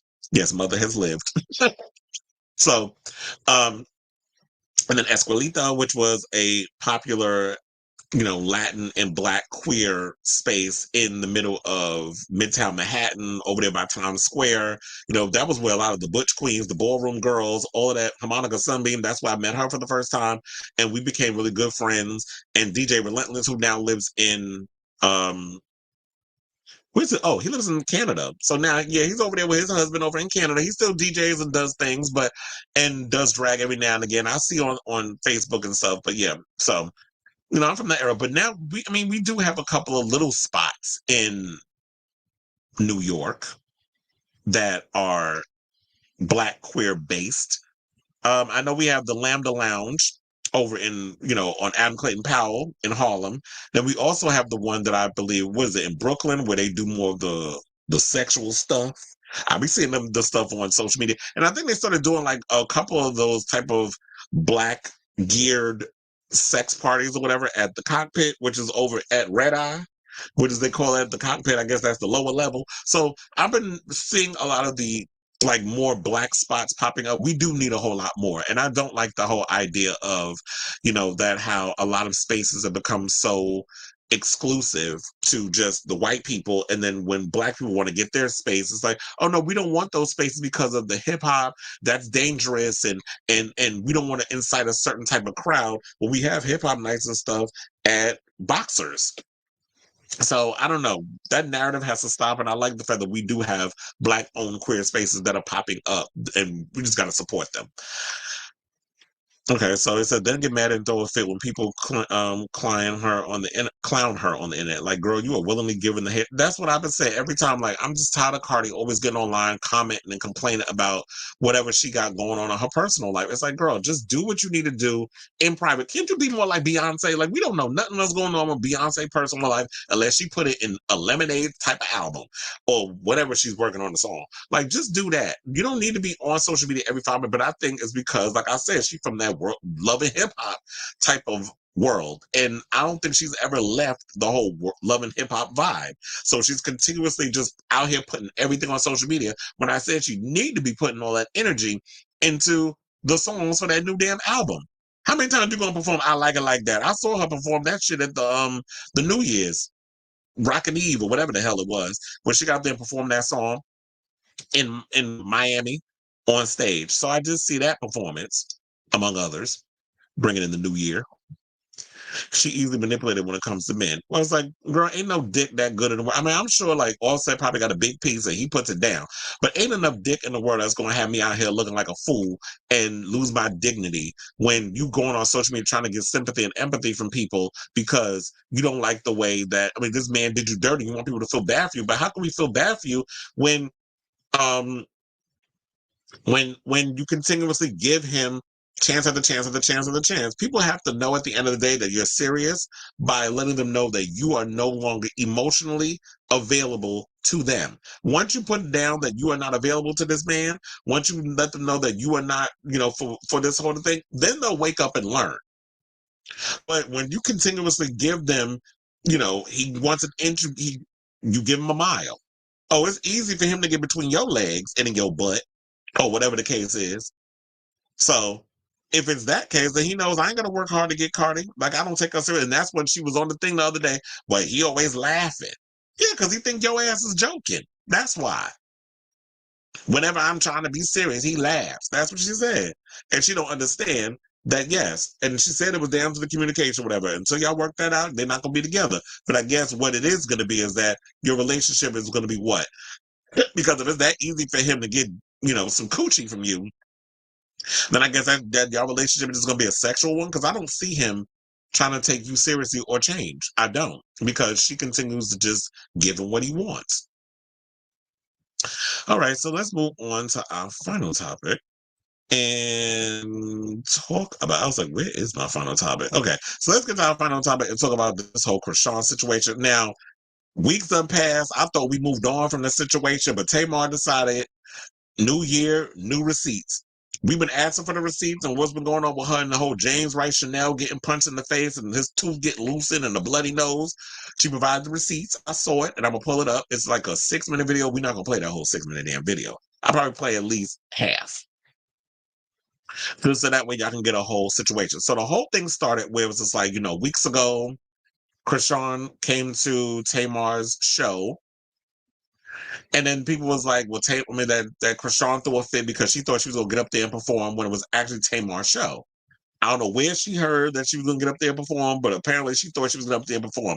I don't know what song she got. She got like, what, 1 or 2 songs? How you going to get up there and perform?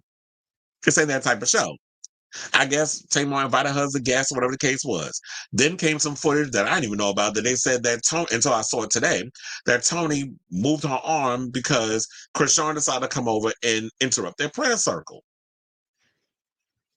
Now I do have that. Shout out to the Shade Room. We don't particularly care for y'all, but I just want to show y'all the prayer circle thing real quick, where she decided to slither her lizard behind on up in the situation and start her mess with Thank you, Lord God. We ask you to have Lord God, we ask you to have so much fun tonight, Lord God, and bring us back safe home to our families. In Jesus' name we pray. Amen.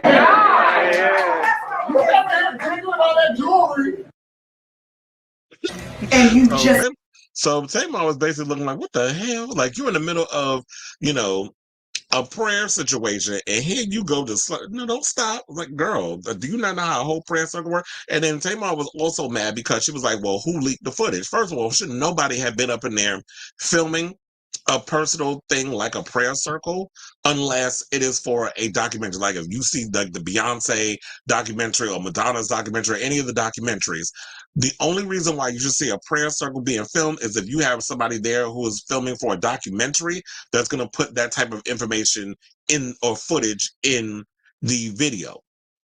That's the only reason why you should have that up in there. But apparently somebody had their phone on. Tamar just need to be wary of who she invites in her situation, because there's always some mess with her. And then based on the drama or whatever with her sister, she coming between Toni and Tamar, and Toni's like she moving her arm. Everybody's like, oh, she don't want that evil juju from Chrisean because that girl full of demons. They ain't want her putting all of that on Toni. But Tamar went on her YouTube channel because I was looking to see if it was on any of the social medias. I was trying to see if it was on TikTok or whatever the case was, couldn't find it. But I did see that Tamar had it on her YouTube channel. So I did pull it out. It was like a TikTok video, whatever. And she explained what happened. She was talking about that it was due to her sister. Her sister has lupus and a whole bunch of other stuff.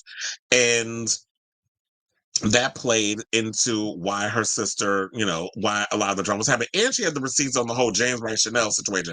So what I'm going to do is I'm going to play this clip for y'all so y'all can listen to it. And we're going to come back as a class and we're going to talk about it. Praise the Lord, saints. I had to get on here because Toni's not going to say nothing. And the last time somebody said something about me, everybody was like, don't defend yourself, but today is the day. It is D-Day.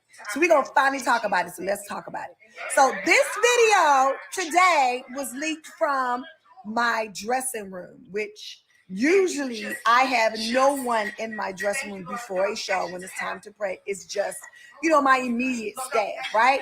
So when Chrisean walked in, the reason why my face looked like what is because, like, first of all, who is it, and why wasn't nobody stop at the door? All right. So Toni was like, well, who is this person coming in between me and my sister? Me and Toni both, when it's time to pray and we in our dressing room, don't nobody come and interrupt. Period. That's just something that we do. That's actually something that I learned from her. Okay.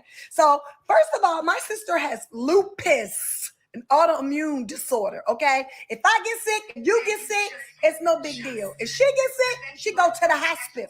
So what she not gonna do is touch a stranger's hand, embrace a stranger. She don't know Chrisean from Adam. Okay. And so when she walked in, it kind of startled everybody. So let's just address that there. Okay. You see that? And at the end, Toni patted her on the shoulder. Okay, and actually, that was the first time that I met Chrisean when she walked in that door.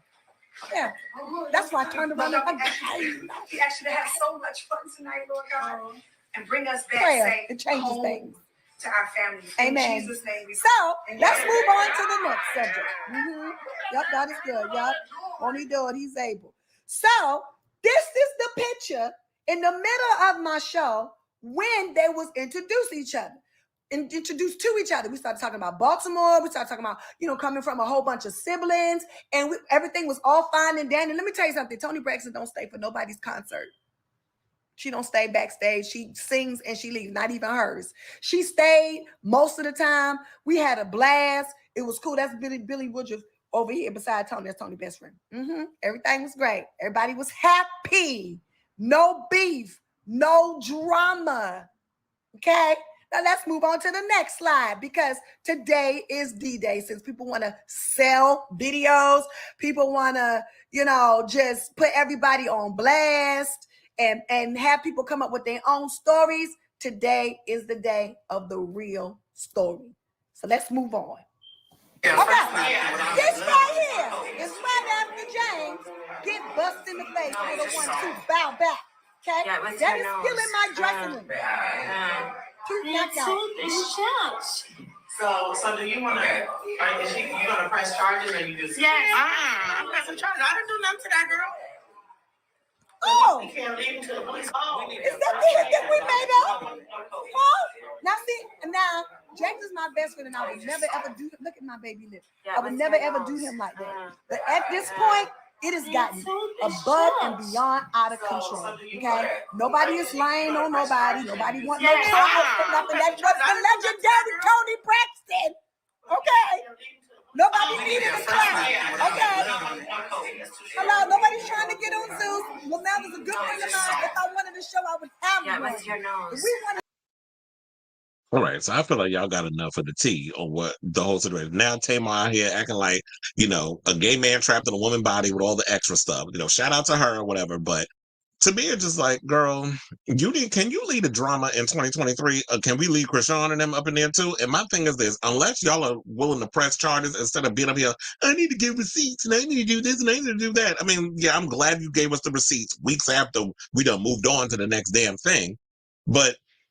Unless y'all plan on pressing charges again, because I don't know, I don't give a good goddamn. Anybody that put their hands on me, I'm calling the authorities and I'm having your ass arrested, and you're going to go before a judge and you're going to do the community service or do jail time. I don't give a fuck if you got a kid or not. First of all, that child looked like it need to be put in a something. Because I saw the other day, I think it was her father was with the baby, and the baby was wheezing, and people was on social media being like, what's wrong with the baby? Why is it acting like that? I say this probably because it came out her vagina.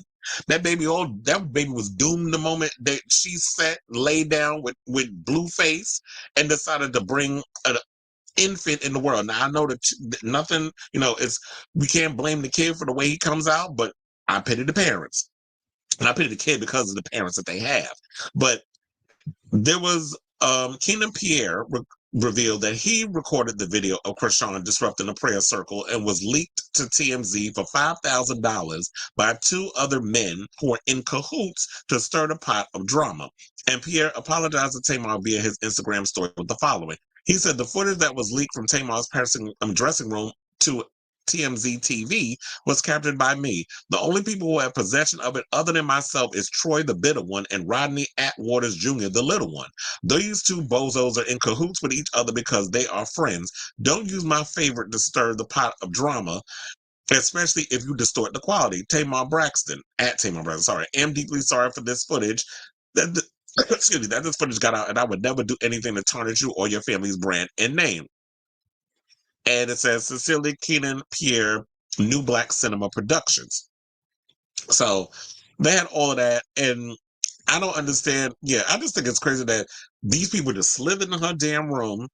Nobody's watching the door. I guess she just wanted to meet Tamar, but it's like, okay, if you're gonna meet me, you could have stood in the hallway and waited. Like, don't come in a room when I'm in the middle of a prayer or doing something. But I guess because when you full of demons, she don't know nothing about that. She don't know nothing about prayer and church and wanting to be saved or delivered or whatever the hell you want to call it.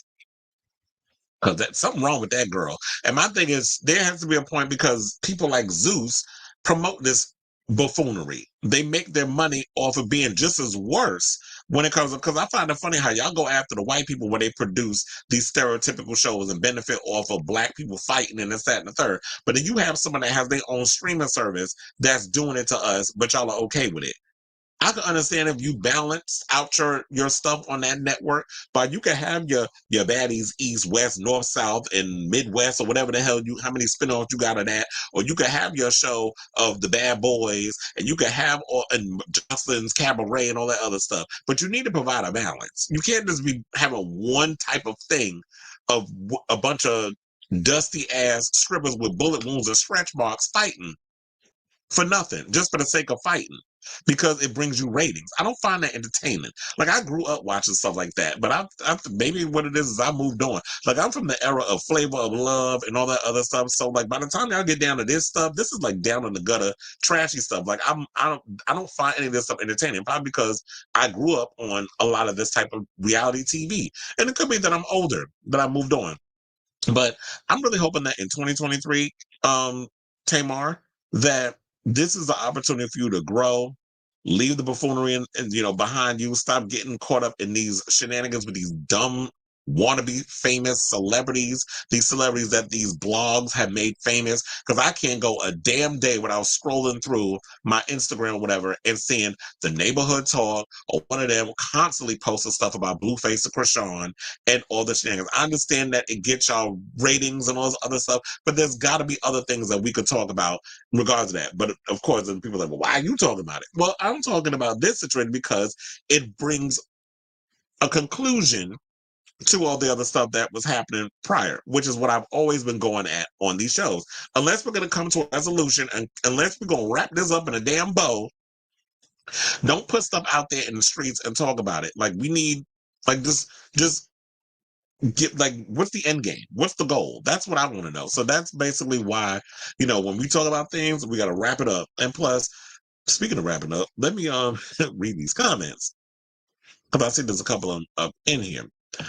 So that's just disrespectful, but seeing her family, she wasn't raised with proper house training and mannerisms. No, she's going to meet her match or what a man. Yeah, and that's what I was hoping that Chrisean would have gotten. Like, when you hit somebody, you can't just go around thinking that violence is the answer to everything. And when you have a network like Zeus that pays you, crumbs to be up here fighting just so that when you can go viral and you get invited to places and you get to be famous off of that, you have to constantly keep that up. You have to keep doing that for the rest of your life. You have to constantly be up in here fighting with this one, fighting with that one, putting hands on people. And it's sort of like, is this what you want to be known as? So when you're trying to learn and grow and evolve as a human being, this is what you up in here constantly doing. So, yeah, so I just feel like with the whole thing is like, yeah, and it's her whole camp scene message. Yeah, because every time I turn around with Tamar, there's always some drama going on with her. Like, you had this whole situation, then she fighting with Tommy Lee, another one that's on the Zeus network. Then she got here getting embarrassed by that white man who she got engaged to on Christmas Day. And he was in the car with her the other day, and they was reading her talking about, like, why she trying to sound like she from the hood with her recent accent. I said, probably because she ran out of the vernacular. She tired of trying to sound like a gay man the way she be talking. So now she want to move on being ratchet or the stereotype. This girl just speaking of making her millions, perpetuating stereotypes and keeping gays as accessories. Tamar's another one. So, yeah, so good luck to you, girl. And hopefully that with, to wrap this whole story up or whatever, child, I'm really hoping and praying that 2024 will be a much better year than 2023 in regards of like the buffoonery and all this stuff. But y'all about to keep my ass in business for the rest of the year and on down. I just know it. So anyway, we have come to the end of the show. Thank you all who have been tuning in from the beginning, coming in the middle, whatever you came in. Thank you all for tuning in and watching today's show. Be sure to hit that like and subscribe button. Also, look in the description down below and follow all my social media platforms. Thank you for those of you who have been in the comments section commenting as well, including Felix, Roro, Sailor Mermaid, the usual suspects that tune in, all the newies that come in and say what they want to say. Yeah, so also, like I said, hit that notification, all that stuff, so that way you'll know when I go live, because I have no idea when the next show I'm going to do, depending on what type of tea comes spilling out the rest of this week. We already, 2 days in to the new damn year, and already the mess done started. You know, Nicki Minaj out here talking about she don't want to perform Starships no more, even though the song put her ass on the map, like made her hugely popular. But I think it's because the hip hop community clowned her for going too pop. That's what I think what it is, why she don't want to perform it no more. But, you know, and then we got divorces. AJ McLean filed for divorce from his wife after, 12 years. They officially signed the divorce papers. Then I just heard Rachel Lindsay, I think from The Bachelorette or whatever, she's divorcing her husband. I just seen her. She be on The View every now and again. But yeah, I just heard today that she's divorced. So the divorces is starting up again. You know, 2023 was a year everybody was splitting from each other. Now 2024 seems like we off to a start with people leaving. So yeah. So I say all to say, love you all for watching. Thank you all for watching. And until next time, ciao, darlings.